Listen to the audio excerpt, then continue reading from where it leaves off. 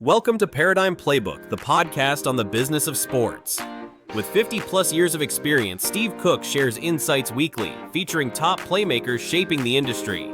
Get ready to script your next play. Now, here's your host.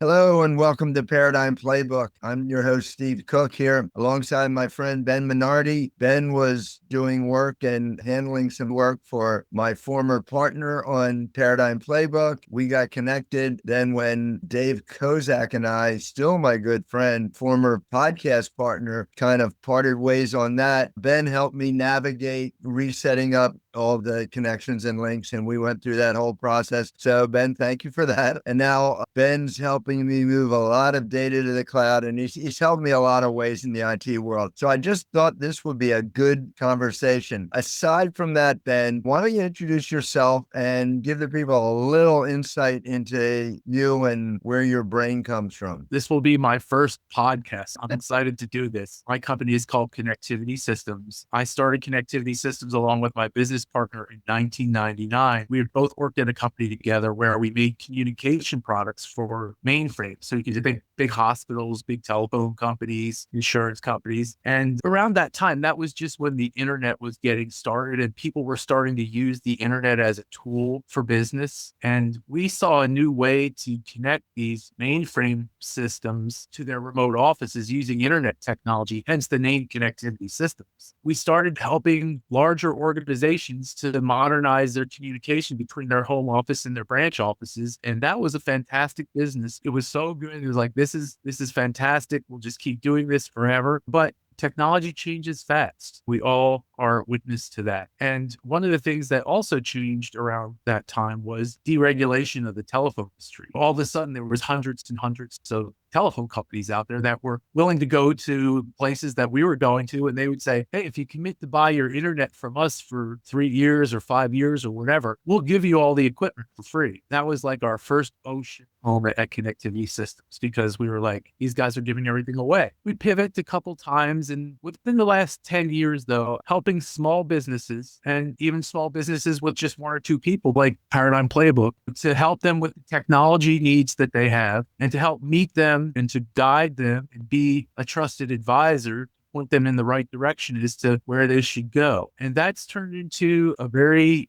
good business for us, because many of our competitors, they will put limits on the customer. If you don't have 10 users, they may not be interested. Or if you don't want to buy all the different things that they package together to provide you with their gold or silver or bronze service, they say, well, you got to buy at least the bronze service, when you might only need half of those things. So we really take our time to learn what the customer's needs are and to craft the products that we provide to them to match those needs. And once we got our foot in the door and we treat them the right way and point them in the right direction, things generally evolve to us becoming that trusted advisor. And then we're the first call that they make. Say, I'm having an issue with this, or I have an idea about doing that. And we help them ourselves or point them to a trusted partner that we have that could help them accomplish that technology. It's very interesting. And the evolution of technology is something that we all deal with. Some of us struggle more than others. I blame it on age a lot of the time, where I didn't grow up with any of this stuff. So I'm learning it like on the fly. But our primary audience for this podcast are entrepreneurs in the sports business, many of them small, like 10 or under employees. And they have a steady recurring income from a customer base that is anywhere from 500 to 1,000 families. It's a subscription-based business. So they're connected through a service where they're processing payments on a regular basis. Internet connectivity is critical to what they're doing. So there's 2 big companies out there that help with registration and onboarding and things like that. It's very important that our clients get that connection set up right. Sometimes it's a struggle. So question, when my clients say, this week was off because we were having internet problems, let me ask a stupid question. Let me start with that. They always say, start with what you're good at. I'm good at stupid questions. When I move and I go down the street, find a building, open up my business, am I restricted to whatever Wi-Fi access access is there, or do I have a choice? It's a great question. A lot of times, what people who are getting started, in business or small businesses, they'll work with maybe the local cable company or Verizon, if Verizon's in the area. And generally, that's what our clients do is they get an internet connection from either a company like Comcast. There's a company out there owned by Elon Musk called Starlink, which is really gaining a lot of traction, especially for small businesses that might be in more rural areas or areas that don't have reliable internet service. So the options are growing every day. The main thing that they have to think about is what are the applications they're going to do and how much bandwidth do they need? Because each provider kind of slices it differently. But most small businesses won't be able to get away with a connection that, is from their local cable company or from a company like Verizon. Then that just is the delivery into their office, right? So that brings the pipe into their office. Then from within their office, they have to decide, hey, how many systems do we have? How are we going to connect the systems? Do we need something like a firewall for internet security? And that's where we kind of really start to shine to help them pick the right connection for their business. And then also to build the infrastructure that they need so that once their devices are in that new office, they're going to work efficient. So when you say systems, what are we talking? Yeah, it could be tablets, PCs, mobile devices, anything that they might use within their daily operation to get their work done. All those things.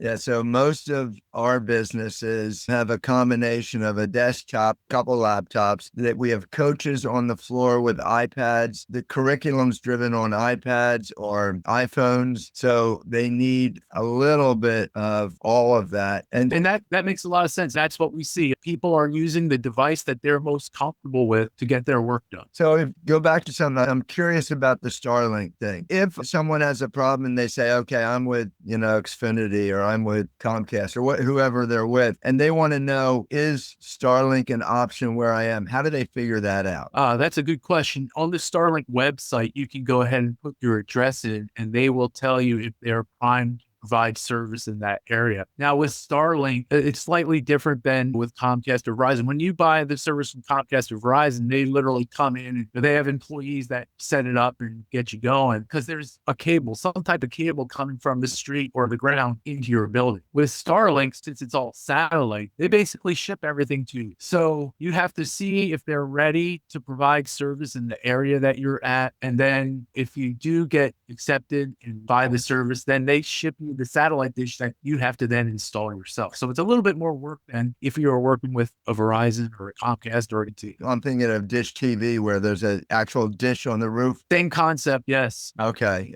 Not exactly the same technology, but same concept. Yep. Okay. You have any idea how the pricing compares? I think they're all pretty competitive. The Starlink is in line with what the other providers are in most cases. You have to buy some equipment though up front. So that makes the subtle difference. And when you buy from Verizon or Comcast, they'd give you that equipment in most cases. I think a lot of our businesses are buying a package deal from one of the providers where they get, so there's television monitors in the waiting room. And so we have televisions, and now some are employing closed circuit security. We're largely in the children's business. So security cameras are a big thing right now. We've had some not so great incidents. So we're keeping that. And there's people looking for what I call closed circuit networks, where we can record directly to a device and it holds the recording for 24 hours or whatever. Is that still Wi-Fi dependent? That's a good question. There's different types of cameras that connect different types of ways. And to get the most reliable connection, you generally wanted to connect the cameras with a network cable. Now, that's not saying that there's some cameras that can't connect Wi-Fi, but to get the best performance, you're going to want to have, they call it an NVR, basically, which is the recorder, right? So the recorder that can store however many days worth of images. And then from the recorder, that recorder connects into the network. And then you run cables from that switch to where all the cameras are. That gives you then the best performance in terms of making sure that you're connected all the time and making sure that the connection is reliable and making sure that the communication is clear and fast. So when we go in and we look at a site and they say, hey, we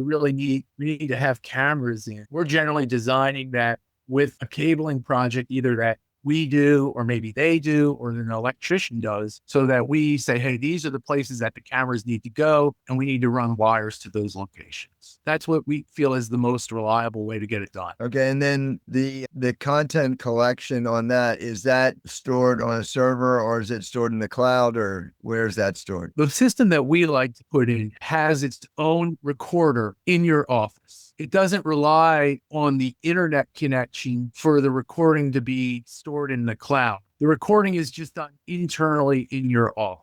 Okay. So again, another piece that's connected to the network, and the cameras are connected to that recorder, and the recorder has a number of hard drives in it, and that just keeps track of the video. Okay, let me switch gears here for a minute and see if I can get you out of your comfort level. So far, these all been too easy. I mentioned that businesses are buying a package, and the package normally includes telephone and television. What's the current or future of landlines? Okay, are we talking about like telephone landline? Yeah, telephone landlines. Are they close to going away, or? Yeah, it's interesting. So there's different types of lines, and I'll put them all together in a group called landlines. But let's talk about what they really are, right? What the industry called POTS, or plain old telephone services. Okay. 15 or 20 years ago, that was delivered over a copper wire that the local telephone company brought into your house or your business. That copper infrastructure is for sure being left to wither on the vine. Verizon, the local telephone companies, it's too expensive for them to keep up with that copper infrastructure. So if you still have like a regular traditional phone that you want to use, but AT&T or Verizon has said, hey, we're canceling this POTS service. What they do is they put a fiber optic internet connection, and off of that fiber optic internet connection, they run a copper wire. Really, your phone is an old-fashioned phone, but it's connecting to the phone network, the national phone network and worldwide phone network, through an internet connection from your provider. So Comcast, for example, calls those business lines. So you could buy a Comcast service with internet and business lines, and they'll provide you with 6 or 8 or 12 business lines, and they would plug into your old traditional phone service. But the next thing that I'll talk about is voice over IP. And VoIP is really the product that people are pushing towards in terms of providing voice service today. The copper is just too hard to keep track of, and too hard to maintain, too expensive to maintain, at least in the eyes of the telephone companies. So they're pushing everyone to making voice calls over an internet connection. So in that particular case, the phone that you have is more like a computer than it is a phone, because it connects to the network with a network cable. It gets an address on the network, just like a computer gets an address. It has to get out to the internet to do its job. So it's more like a computer than it is a phone. So in today's world, these voice over IP systems, they're being adopted very fast, and most people are moving to them. And it's just the way the business is going. So yes, I'd say that the POTS business, the plain old telephone service business, is withering on the vine. My little business in Malvern. So I think we have Verizon, and we have the package deal with television. Yeah. It may be Comcast. I'm not sure which. And we have what I think is a standard phone. So if I want to go from that phone and say, I want to drop that service and I want to go to VoIP, what do I need to have installed to switch that? Good question. You would need a VoIP phone. So a phone that would work on a network instead of the copper line. Then you would need a network cable, just like we talked about having a network cable that went to the cameras. You would need a network cable to plug that phone into so that it would be part of the network and be able to get out to the internet to make calls. So you would need, in most cases, you would need something called a network switch. Like a switch is like a box that takes all the different network connections into it and connects everything together. And then you would need a cable from that switch to where you want that phone to sit on your desk. And just like the cameras, VoIP is sometimes you'll make phone calls to someone and you'll hear garbled, or you'll hear static, or you'll hear not great quality on the line. And that's because you're using the internet to make that call, and we can't control what happens on the internet outside of our building, right? So again, what you want to do is you want to make sure that phone has the fastest connection that it could have, so that the quality, at least when you're speaking into it, is as good as it can be. The one other thing I'll mention, all the big guys do voice over IP: Comcast, Verizon, AT&T, AT&T, and we've helped a lot of our clients move to those services, but it is never any fun being the smallest of fish in a huge pond.